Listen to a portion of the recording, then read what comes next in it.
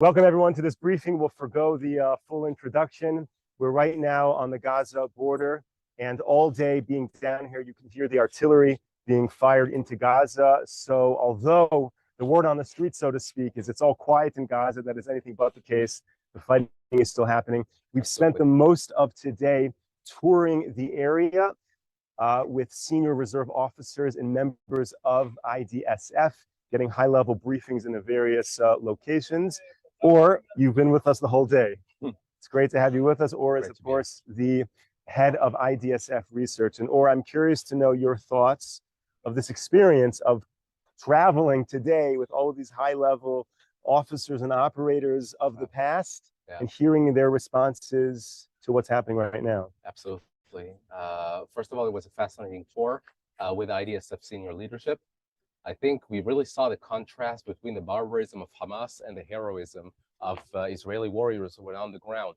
And for example, we were in the Nahal Oz base, where a senior officer actually toured the area, and we saw the command center burned to the ground. Soldiers who were inside were really either kidnapped or killed or actually rescued themselves. But there was a scene of just horrible butchery. 66 soldiers died in that base. And you can actually see some people managed to flee out, but you can see the walls were burned to the ground. You can see the black color of ashes. But then you actually saw keyboards and computer monitors in the command center really eaten by the fire. But then you saw, memorial candles, and you saw the stickers with the names of fallen soldiers with quotes from them to commemorate them. Like, where's the smile? All these initiatives. And you see how even our senior officers who were really appalled by the scale of the barbarism, we toured the area, we asked questions. IDF was really in defensive for, the wrong scenario, as they say. We went on to Kisufim, we visited the house of the main security officer of that kibbutz, where in his own house, he the terrorist threw an IED inside, blew everything up, but then he was hiding in the bomb shelter with his wife and daughters, holding the handle, and while the Nukhba terrorists were in his house drinking alcohol, eating the nice couscous that he made the night before, and he said, I was holding the handle of the bomb shelter, and if I was in control of the handle, I was in control of the situation. And I think it was really awe-striking to see how in all of these places their barbarism is contrasted with our heroism. You can see it everywhere. You saw it in the burned cars parking lot, and you saw it really everywhere you went. And Brigadier General Ohen, one of our senior members and a researcher in our research department, he actually held a briefing about his heroism on 10/7, and you can see very gradually, you can see really dozens of people gathering around, not from our group. The more he was talking about how he rescued these young people in the party with his son, the more, dozens of people just gathered around to listen. It was a circle of people who just sat for 40 minutes silently and listened to Owen. So it was really, really moving. And really today, we see Gaza right in front of us. And really there, you feel like a closure, and even more determined when you see all these horrors, even more determined to reach complete and total victory. That's what we need to see now. Or, thank you so much. Thank you so much. And I'll take your mic if we can. Yes, I'll take this one. Yours. And we have the great privilege, of course, being joined by Brigadier General Amir Avivi. And General, I'd like to ask you a question. We were here today with all of these leaders of previous military experiences, previous wars, and now they're here touring the area, hearing about October 7th. I'm curious to know what is different about the wars they fought in and what they heard today in the war started on October 7th. Well, I think that what is different is that in the past, it was much easier to see a war coming. I mean, for example, to see Russia preparing for a war with Ukraine, this is tens of thousands of tanks and APCs, and you have to amass the forces and so on. And it's something you can see beforehand. While here, you have terrorists with motorcycles and pickup trucks and so on that can move in seconds, and they raid the way they did. Today we understand that almost 4,000 terrorists through 70 different places simply stormed the border and went inside.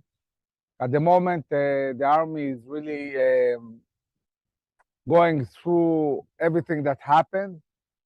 We're checking it really technologically and studying everything that happened the day of the 7th. And today we got a much better understanding of what exactly happened in the 7th. And I can say, talking about the warriors that were situated here in Gaza, all of them fought bravely. They fought bravely against thousands of terrorists. So did the citizens. It was very hard for the soldiers to arrive and assist because they were all attacked themselves by terrorists. And the fighting was very, very fierce. We went to the war room in Nahal Oz. It was devastating to see everything burned. So many soldiers killed in the different places. We heard the bravery of Brigadier General Oren Salomon, who is a member of IDSF and also the chief war officer of the Gaza division. He fought for hours and hours in the party, saving dozens and dozens of youngsters that were in the party, fighting and pushing back the terrorists and defending many of them, and directing many of them also to the fields and places where they can be safe. But definitely it was devastating. But what made me happy today when we were in the surroundings of Gaza is seeing the preparations for Rafah. We are going into Rafah. We're going to destroy Hamas. The forces are preparing, coordinating, training, and soon enough we'll see the IDF launching an attack on Rafah, and this will be the end of Hamas. Hamas as a governmental and military entity will be destroyed in the ground incursion we're going to do in Rafah. And at the moment, the army is dealing with many challenges. We have Iran that shot at us, we have Hezbollah, but first and foremost, we have destroyed Hamas. And General, let me ask you, much of the current military thinking of the IDF leadership is formed by people who served in the 67 war, people who served in the Yom Kippur war, Lebanon. I'm wanting to know the people who are fighting now and the young soldiers who have their worldview shaped by October 7th. How do you think that's going to change the IDF moving forward? Well, definitely the wars of today are completely different wars. I heard former generals saying, what's the problem? We can withdraw from the Jordan Valley or the mountains of Judah and Samaria. There is no tanks on the other side. There is no artillery. But we see that the terror armies are a huge danger to our existence, using rockets, missiles, drones, and also like ISIS, the ability to move tens of thousands of militants on motorcycles, on jeeps and cars. This is a real danger. I mean, ISIS conquered half of the Middle East this way. So we have to understand this is a grave danger as we saw it in 7th of October. General, thank you so much for sharing. You're welcome. Okay. I'm glad that at the end of this day, we can sit here in Moshav Tkuma, overlooking the Gaza Strip and barbecuing and having a good time, even as we are witnessing such a complicated reality around us. I think this is the strength of the people of Israel. We have many challenges, we're working very hard, but we celebrate life every moment we can. Thank you very much, everybody. Thank you, General. I'll take your microphone and we'll bring Ellie on. As the General mentioned, we have, after really experiencing again the horrors of October 7th and getting an insight into the strategy moving forward, off camera, we have a pretty large barbecue of many of our leaders of the movement. And it's the striking contrast between seeing Gaza in the background, knowing what happened not too far from here, but having the ability to to make a barbecue. Ellie, thank you for joining me right now. It's a pleasure to be here. Ellie's no stranger to our briefings. Ellie, you work extensively with the U.S., building up the relations that Israel and the U.S. and certainly IDSF has. I'm curious right now if you could share a little bit with us about your work outside of the U.S. and if in the European Union, for example, they understand the complexities of just a few kilometers away from us. Moshe, that's a great question. This is definitely growing communities in Europe who do have a greater appreciation of what Israel is dealing with. Just yesterday, IDSF held its monthly meeting with, he has a caucus of members of the European Parliament. And obviously, one of the main topics of discussion was Israel's response to Iran's attack this past weekend. Europe has elections. There's a lot of talk internationally about the American elections this coming November. The European Parliament has elections in June. We're less than 2 months, just 2 months away from those elections. They are very scared about the potential of Israel and Iran going to all-out war, with the potential implications of oil prices and how that could affect the world economy. All of those in power at this point are very, very concerned about that and are really pressuring Israel not to have any kind of direct response. Fortunately for us, as Moshe was saying, and as the general was just saying, Israel's primary focus right now is Rafah. We have to finish the job in Gaza. And if one lesson that Iran can learn is that when you do the attack on Israel, as they did this past weekend, and the response, the recognition that the international community had been losing its support for Israel, but then after the attack, all of a sudden the international community backs Israel's approach to Rafah and to finishing up the job in Gaza. That would be, and actually eliminate one of Iran's most potent proxies. That would be a very, very good result. And that's something that we're building much more consensus. Unfortunately, the European Parliament is going to be releasing a resolution, which was not exactly to our liking. It did focus mostly on Iran, obviously, but it did give a little bit of independence. It spoke about the importance of reaching a two-state solution. It doesn't have any real teeth from a sanctions perspective. So all of that is fairly weak. But again, this is the European Parliament. We don't expect that much more, but I think there is a growing appreciation. And frankly, as we come up to the elections in June, the expectation is that the parties that tend to be much more sympathetic to and in fact very supportive of Israel are the ones who are right now posed to have a lot of success, and that momentum will have great impact in Europe and the ability of European governments to continue to support Israel even as this conflict continues on for a much longer time. Thank you so much, and have a wonderful Pesach. Ellie, thank you so much for all of your work. If you could pass your mic on to our next speaker and enjoy the barbecue. One of the things we try to do on these briefings is really share with you the heroes of Israel. And many ordinary citizens, when bad things happen, they run as far as they can. But the mentality of a fighter is to respond to duty. And I'm here with Ofri, who has many positive qualities. And by the way, before he opens his mouth, just know he only spent 1 year in the US. Exactly. 1 year in the US. This is Ofri. Ofri, why don't you introduce yourself? Tell us what your reaction was on October 7th and what you're doing right now. Well, on October 7th, I was at home. I was working at the time. I was on duty from the office every 3 weekends. We have to do weekend duty. I work at a shipping company. I've been discharged from the Army, from the Reserve Service for over almost 10 years already. And in my mind, I had no personal part in what was going on. But when I saw the images, this mic up. When I saw the images of what happened and start getting the news, I was shocked as everybody else. And I felt a very strong duty. I'm not a faithful person. I'm an atheist. But on that day or the following day, I had like an inner voice stronger than me, calling me to do something. Now, I grew up as a fighter, as a warrior. and the IDF and special forces. And this part is behind me, but you can't take that part of me out of me. And when I'm 70, when I'm 80, I'm still going to have that part of me alive.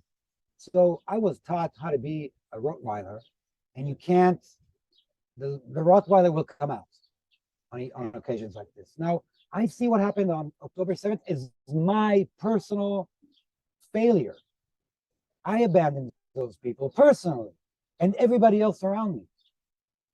And that's what brought me to get up on Sunday morning and just go south and try to do whatever I could to help people escape this inferno and to help whoever I can. And later on, I managed to actually draft and join these forces. And just Now, there, there's something that I want to say.